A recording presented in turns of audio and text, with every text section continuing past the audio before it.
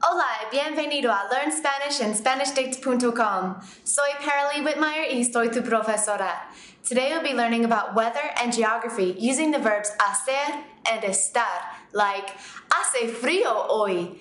Estamos a 33 grados y mucho más. ¡Vámonos!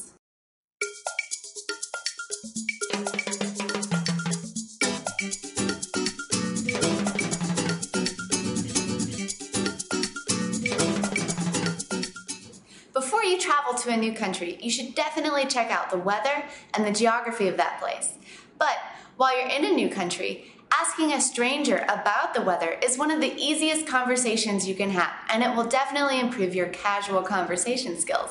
You could ask about the weather and then maybe ask a few more questions about what you should do if it's rainy, if it's hot, or if it's really cold. But before we get to the conversation, I have some explaining to do. The weather in Spanish and in English are very different. In English, if I ask you, what's the weather like? How would you start your answer? With it is, right? It is rainy, it is hot, it is cold. And in Spanish, you're not going to use either of the verbs that you know for it is, but rather you're going to use the verb for to make or to do, which is hacer. I know this doesn't make much sense now, but with a little bit of practice, you'll just get used to it. For the question today, what is the weather like? All you have to say is, ¿Qué tiempo hace? Repite, ¿Qué tiempo hace? And I hope you noticed that the word for weather, el tiempo, is the exact same word as time, el tiempo. It's just one of those things about español. But if you ask me the question, ¿Qué tiempo hace? I could give you all kinds of answers. Hace calor. Hace calor. Hace frío. Hace frío. Hace viento. Hace viento. Hace sol. Hace sol. Hace niebla. Hace niebla. Hace nubes. Hace nubes. Did you notice that all of the answers were hace plus a noun, but without the definite article? That's how the weather works in Espanol. But I know what you're thinking. What about rain or snow? Well, these are exceptions. They actually have their own verb. So instead of using hace plus a noun, you just use the verb in the third person singular. Llueve. Llueve. Nieva. Nieva. Vale, una pruebita, a tiny quiz. I'm going to show you some pictures of places that you might visit while in a Spanish-speaking country. You tell me what the weather is like there, and I'll give you two options to choose from. ¿Listo? ¿Qué tiempo hace en la selva? Hace calor. ¿Qué tiempo hace en la playa? Hace sol. ¿Qué tiempo hace en la sierra? Hace frío. Bien, ahora podemos continuar la conversación. When you begin a conversation with someone about the weather, I know you want to say more than just, it's sunny or it's cold. But unless you're in the habit of watching the news every morning, you're going to want to know what the temperature is like, right? That's the next part of our conversation. And like a lot of things in Espanol, this one is a good bit different than English. Instead of using the straight translation for it is 80 degrees, where you would say it is, you're actually going to use a different verb, estar. Now you have a little bit of experience with this verb, but you use estar in the nosotros form because you're talking about the temperature as it is experienced by the speaker and those around him or her. For example, estamos a 40 grados. Estamos a 40 grados. Estamos a 30 grados bajo cero. O estamos a 30 bajo cero. I know, if you're from the United States, you're not used to using Celsius, but it's used pretty much everywhere in the world, so I hope you get used to it. It takes a little bit of practice, but it's not too hard. For everybody else, you're already ahead of us. Now, if you want to talk about the temperature somewhere far away from you, like if you're cold in New York City and you're talking about how warm it is in Miami, then you actually would use está. Está a 40 grados en Miami. Fácil, no? How about you practice a few? I'll show you some pictures of some different places with the thermometer. I want you to tell me the temperature in Celsius. If you see a person in the picture, use estamos. If you don't see a person, you'll just use está.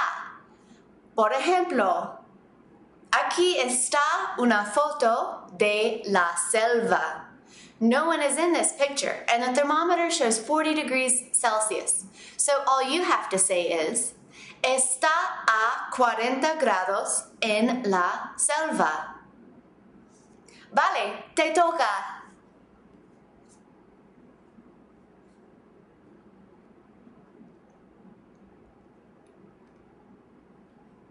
Estamos a 35 grados en la playa.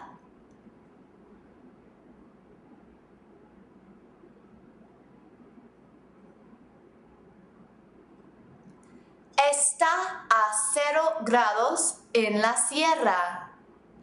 Perfecto! Now, there are just a few more things to make sure that you are fully prepared to talk about the weather, how you are feeling, whether you're hot or you're cold, and the seasons of the year. Because if you're traveling to, say, Argentina in July and you're from the UK or the US, you're going to think, oh, it's summertime. But remember, the Southern Hemisphere seasons are the opposite of the Northern Hemisphere.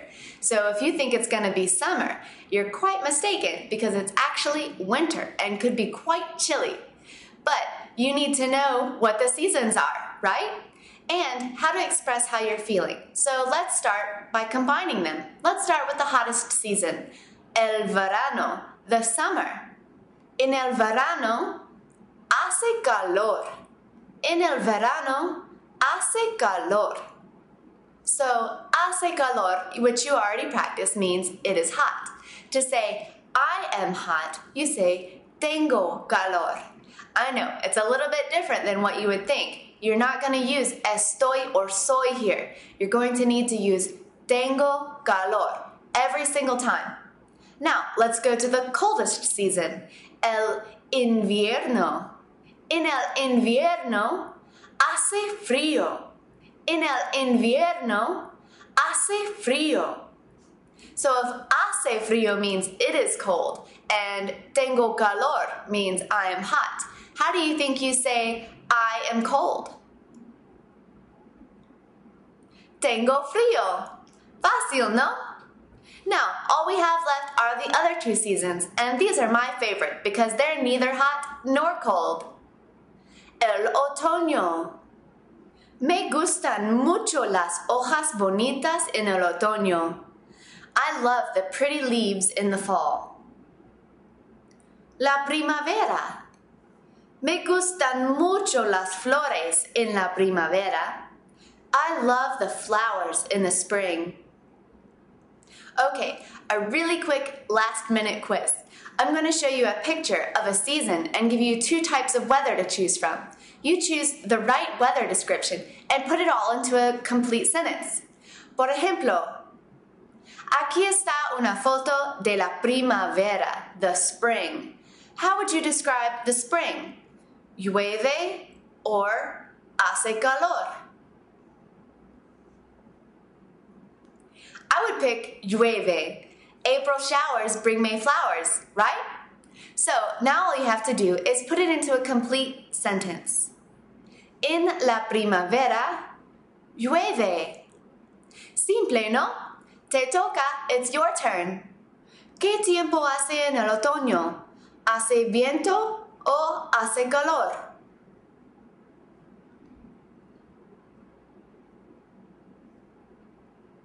En el otoño hace viento. ¿Qué tiempo hace en el verano? ¿Hace frío o hace calor?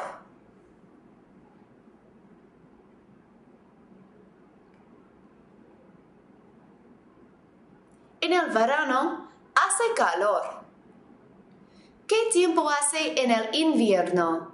¿Nieva o hace calor?